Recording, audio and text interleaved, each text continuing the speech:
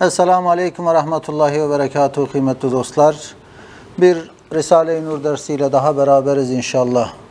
Bugün 21. mektup anne baba hakkıyla ilgili, özellikle hanesinde, evinde yaşlı annesi, babası, biri veya her ikisi olanların dikkatle dinlemesi gereken çok mükemmel bir ders inşallah.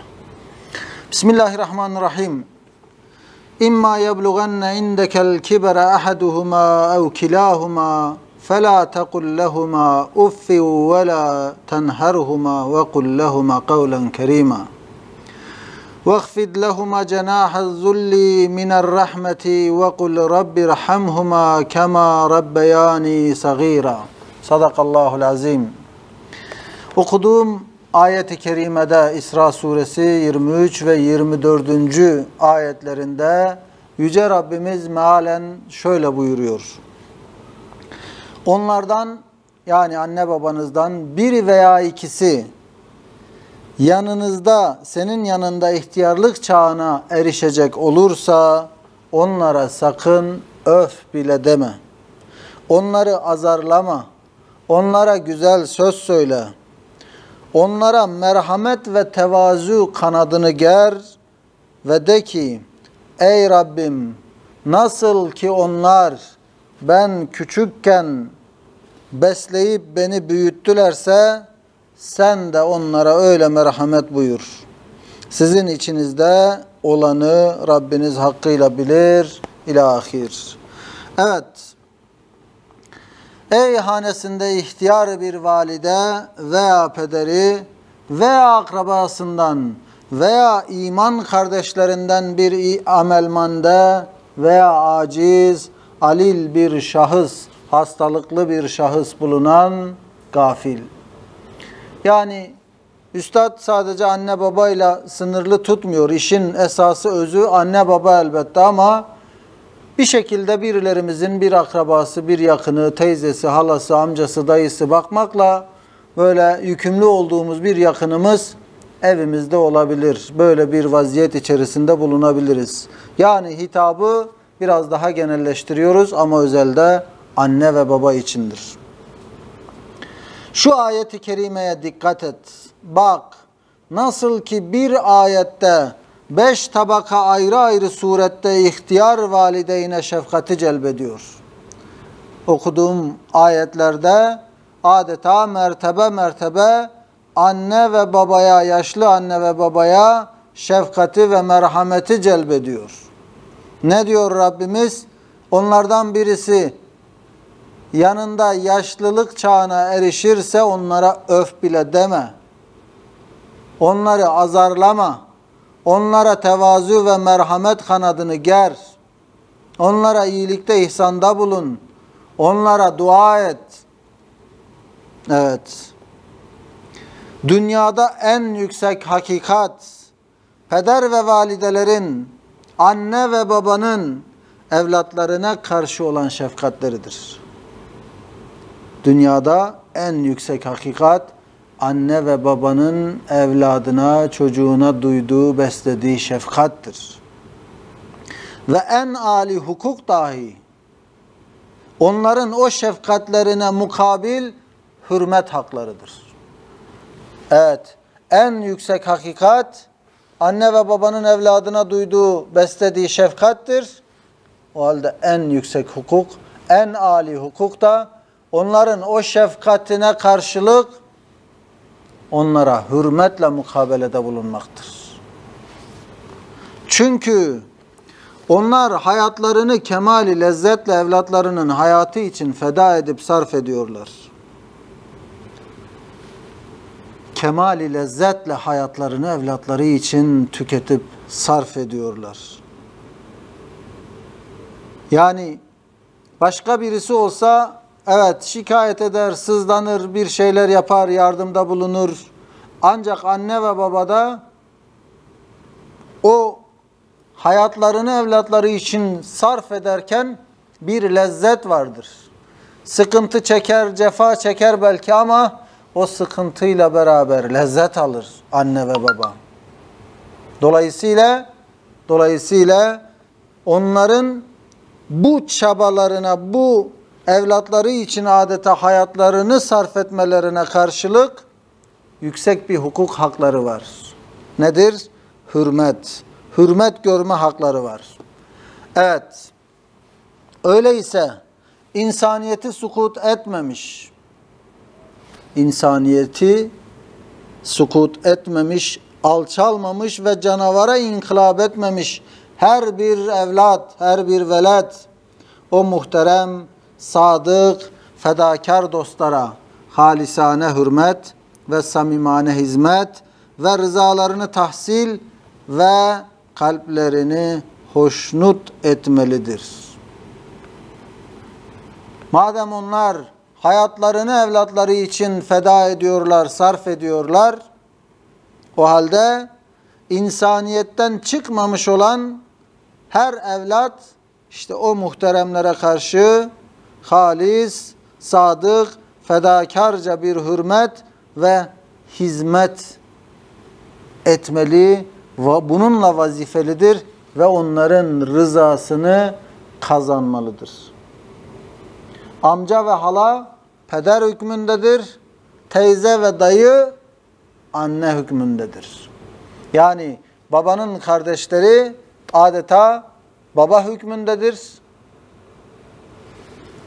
Annenin kardeşleri teyze veya dayı anne hükmündedir. Böyle bir hukuk, böyle bir bağ var.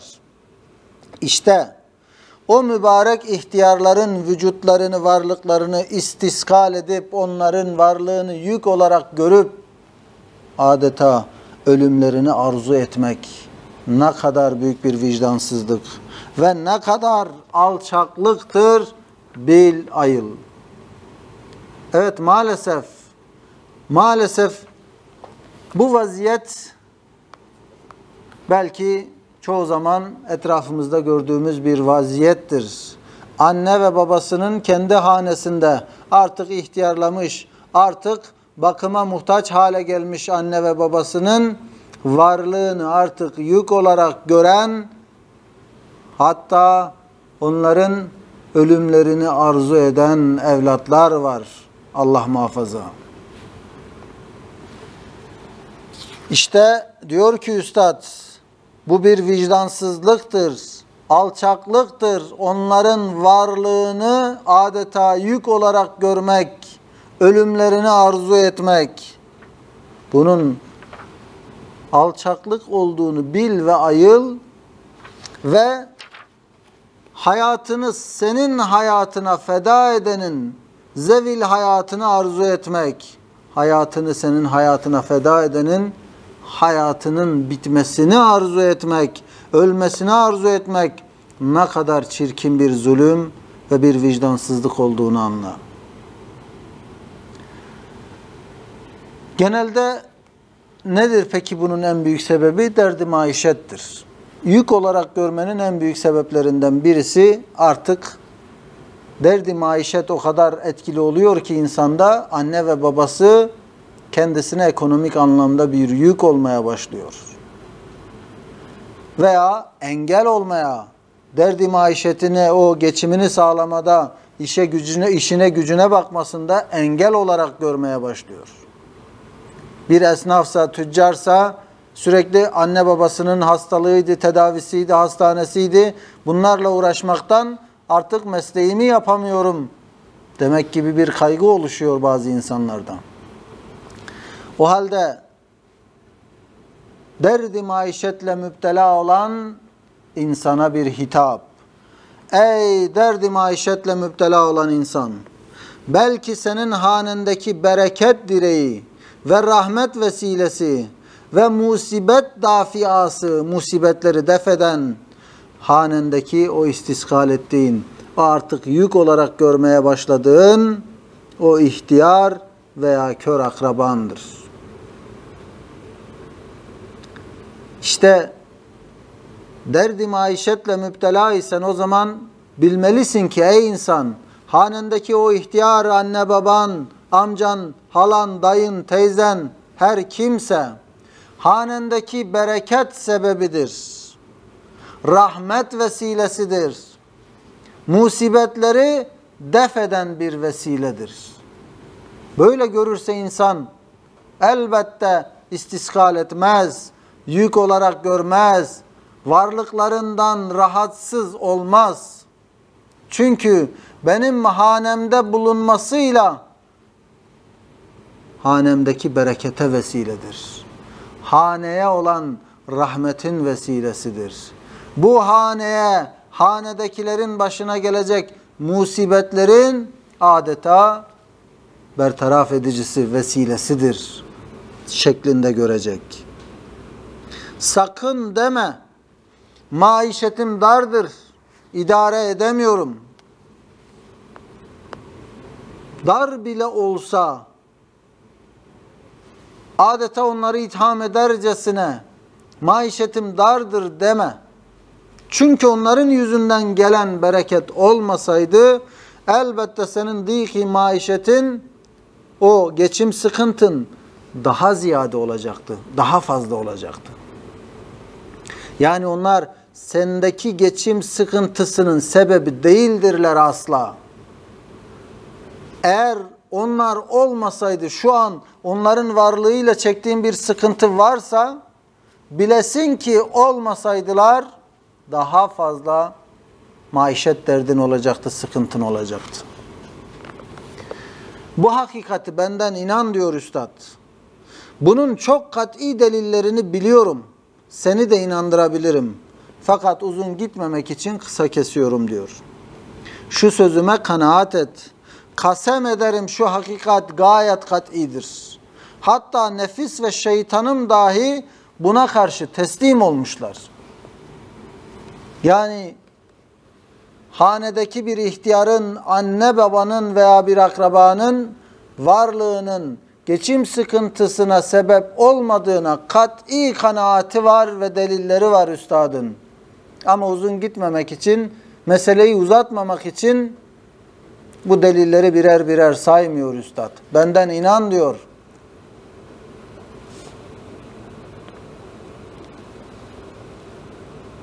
Kasem ederim ki şu hakikat gayet kat'idir.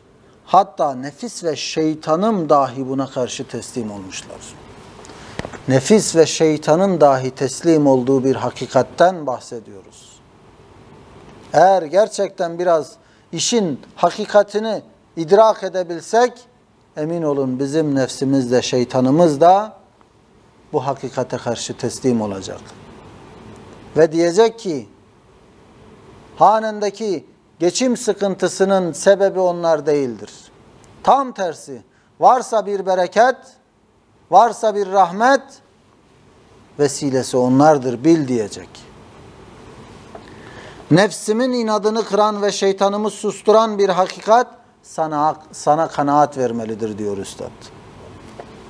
Evet, kainatın şehadetiyle nihayet derecede Rahman, Rahim ve Latif ve Kerim olan Halık-ı Zülcelal vel İkram çocukları dünyaya gönderdiği vakit arkalarından nasıl ki rızıklarını gayet latif bir surette gönderip ağızlarına akıttığı gibi çocuk hükmüne gelen ve çocuklardan daha ziyade merhamete layık ve şefkate muhtaç olan ihtiyarların rızıklarını dahi elbette bereket suretinde gönderir.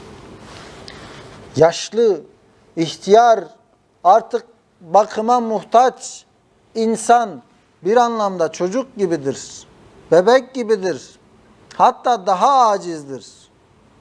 Peki dünyaya gelen o aciz bebeğin, çocuğun rızkını Allah safi, tertemiz bir süt olarak gönderiyor. O bereketi gönderiyor da çocuktan daha aciz ve şefkate daha muhtaç olan o ihtiyar anne babanın rızkını elbette bereket suretinde gönderecek Allah. Elbette hanende rahmet vesilesi edecek Allah. Onların iaşelerini tamahkar ve bahil insanlara, o cimri insanlara yükletmez. İnna Allaha huve'r-Rezzâku zul kuvvetil metin. Muhakkak ki Allah Rezzaktır. Mutlak güç ve kuvvet sahibidir.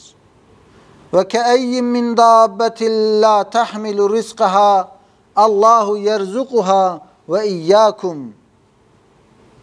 Bütün canlıların, rızka muhtaç olan bütün canlıların rızıklarının kefili Allah'tır. Rızıklarını veren Allah'tır.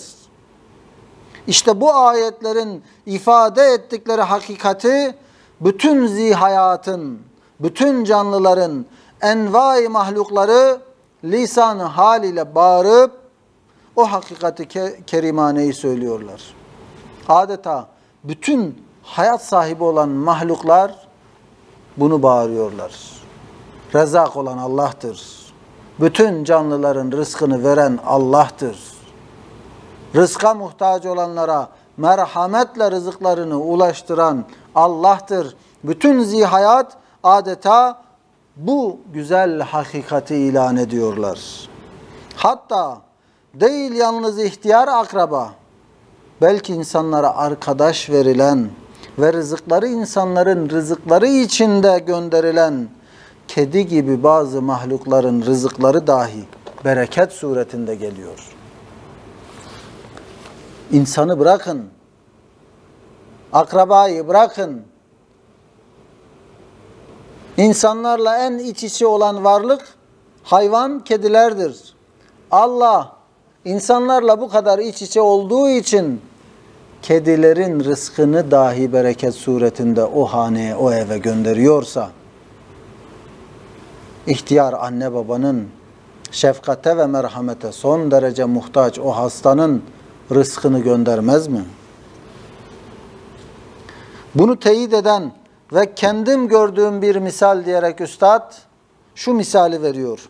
Benim yakın dostlarım bilirler ki 2-3 sene evvel her gün yarım ekmek, ki o köyün ekmeği de küçüktü diyor.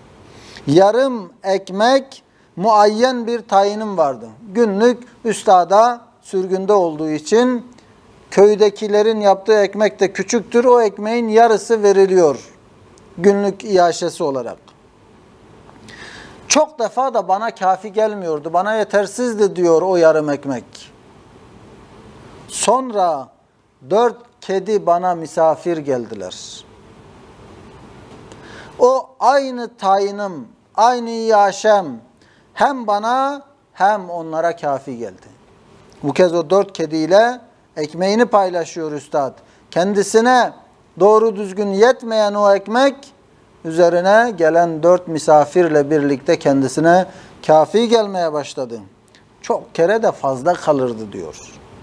İşte şu hal o derece tekrar edip bana kanaat verdi ki ben kedilerin bereketinden istifade ediyorum. Kat'i bir surette ilan ediyorum. Onlar bana bar değil, bana yük değil. Hem onlar benden değil, ben onlardan minnet alırdım. Kat'i kanaatim var diyor artık. O kediler bana yük değil. Onlar benden değil, ben onlardan minnet alırdım. Ey insan! Madem canavar suretinde bir hayvan, insanların hanesine misafir geldiği vakit berekete medar oluyor. Öyleyse mahlukatın en mükerremi olan insan ve insanların en mükerremi olan ehli iman ve ehli imanın en ziyade hürmet ve merhamete şayan, aceze, alil ihtiyareler, aciz ve hasta ihtiyarlar ve o alil hasta ihtiyarların içinde şefkat ve hizmet ve muhabbete en ziyade layık ve müstehak bulunan akrabalar ve akrabaların içinde dahi en hakiki dost, en sadık muhib olan peder ve valide, anne ve baba, ihtiyarlık halinde bir hanede bulunsa ne derece vesile-i bereket ve vasıta-i rahmet ve levla şuyuhu rukke'us subbe aleykumul belâ'us sabba sırrıyla, yani beli bükülmüş ihtiyarlarınız olmasaydı belalar sel gibi üstünüze dökülecekti. Ne derece sebebi defi musibet olduklarını sen kıyas eyle. Bir hayvanın insanın evine misafir olduğunda rızkı bereket suretinde geliyorsa, rızkını bereketlendiriyorsa, bırak bir hayvanı, mahlukat içerisindeki en mükerrem varlık olan insan, insanlar içerisinde hürmete layık olan aciz ve hasta ihtiyar, ihtiyarlar içerisinde akraba, akrabalar içerisinde anne ve baba, bu kadar kıymetli bir mertebeye sahip olan anne ve babanın ihtiyarlık halinde evinde bulunacaklar da o kediyle bereketini gönderen Allah, o ihtiyar ve anne ve babanın vesilesiyle bereketi göndermez mi? Hadiste ne buyuruyor Peygamber aleyhissalatü vesselam? Aranızda beli bükülmüş ihtiyarlarınız olmasaydı belalar sel gibi üzerinize yağardı. İşte o beli bükülmüş ihtiyar anne ve baba veya akraba nasıl bir def-i musibettir? Yani musibetleri def için bir vesiledir. İyi anlamak lazım, iyi tefekkür etmek lazım bu hakikati. İşte ey insan, aklını başına al. Eğer sen ölmezsen ihtiyar olacaksın. Şimdi yük olarak gördüğün anne ve baban, ileride kendini onların yerine koy. Sen de evlatlarının yanında kalacaksın belki. Sen de onların bakımına muhtaç kalacaksın. El cezâ'u min cinsil ameli. Ceza amelin cinsindendir sırrıyla. Sen valideynine hürmet etmezsen senin evladın dahi sana hürmet etmeyecek, hizmet etmeyecektir.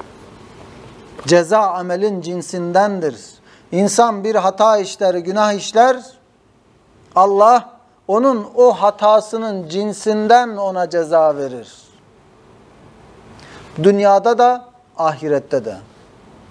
Kötü konuşanların cehennemdeki azabı ağızlarından pis kokular yayılmasıdır. Ceza amelin cinsindendir. Ağzıyla kötülük işledi, ağzıyla cezalandırılıyor. Bedeniyle kötülük işledi, bedeniyle ceza görecek, azap görecek. Aklını kullanamadı, zihnini, beynini kullanamadı, adeta o oradan ceza görecek. Belki beyni dağlanacak. Haram lokma yedi, cehennemde ateşten lokmalar yiyecek. Yetim hakkı yedi, faiz yedi, cezası da amelin cinsinden olacak. Dünyada da böyledir. Bir hayır için malını esirgediysen malından olacaksın. Ceza amelin cinsinden olacak. Anne ve babana hürmetsizlik mi ettin? Bu dünyada da evladın sana hürmetsizlik edecek. Evladın sana hizmet etmeyecek.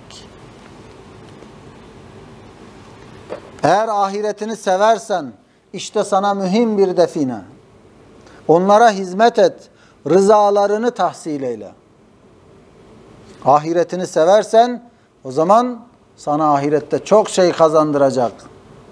Eğer dünyayı seversen, ahiret endişen yoksa dahi, sadece dünyayı seviyor, dünyayı arzu ediyorsan dahi, yine onları memnun et ki, onların yüzünden hayatın rahatlı ve rızkın bereketli geçsin. Dünyada da faydası var. Dünyayı dahi istiyorsan eğer, yine onları memnun et, onların rızasını al ki senin de dünyan rahat olsun. Madem ahirete dair bir tefekkürün yok, bir inancın yok, madem dünyalıksın, dünyalık için dahi olsa onlara iyi bak ki onun karşılığını bu dünyada dahi görebilesin. Yoksa onları istiskal etmek, ölümlerini temenni etmek ve onların nazik ve seri teessür kalplerini o çabuk etkilenen kalplerini rencide etmekle hasirud dünya vel ahire, hem dünyada hem ahirette hüsrana uğrayanlardan olursun. Eğer rahmeti Rahman istersen, o Rahman'ın vedialarına, sana emanet bıraktıklarına ve senin hanendeki o emanetlere rahmet et. Eğer Rahman olan Allah'ın rahmetini istiyorsan, sana emanet verdikleri, o sana emanet bıraktıklarına sen de rahmet et. Ahiret kardeşlerimden Mustafa Çavuş isminde bir zat vardı diyor üstad. Dininde dünyasında muvaffakiyetli görüyordum. Sırrını bilmezdim. Sonra anladım ki o muvaffakiyetin sebebi, o zat ise ihtiyar peder ve validelerinin haklarını anlamış ve o hukuka tam riayet etmiş ve onların yüzünden rahat ve rahmet bulmuş. Anne ve babasının hukukuna tam riayet etmiş birisinin demek ki muvaffakiyetini görüyor üstad bu dünyada dahi. İnşallah ahiretini de tamir etmiş. Bahtiyar olmak isteyen ona benzemeli. Bahtiyar olmak istiyorsak hem bu dünyada hem öbür dünyada işte hanemizdeki anne ve babalarımıza, o ihtiyare, artık bakıma, artık senin yardımına muhtaç olan, o ömürlerini sana feda etmiş, sarf etmiş olan anne babana birkaç sene bakmayı, hanende onları beslemeyi yük görme, ağır görme, geçim sıkıntısı sebebi olarak görme. Tam tersine onlar bereket sebebidirler. Onlar rahmet sebebidirler. Onlar musibetlerden kurtuluş vesilesidirler. Dolayısıyla anne, baba, hala, teyze, amca, dayı, her kimse böyle ihtiyar illa hanemizde olmaları da şart değildir. Belki yakınımızdadır, belki üst katımızdadır, alt katımızdadır. Dolayısıyla onların o âli hukuklarına riayet etmek, onlara hak ettikleri hürmeti göstermek hepimizin öncelikli vazifesidir. Ve unutmayalım, ceza amelin cinsindendir. Hem bu dünyada hem öbür dünyada. Rabbim anne ve babalarımızın haklarını, hukuklarını hakkıyla eda eden, onlara hakkıyla hürmet eden evlatlardan eylesin bizleri inşallah. Amin. Velhamdülillahi Rabbil alemin. Esselamu Aleyküm ve Rahmetullahi ve Berekatuhu.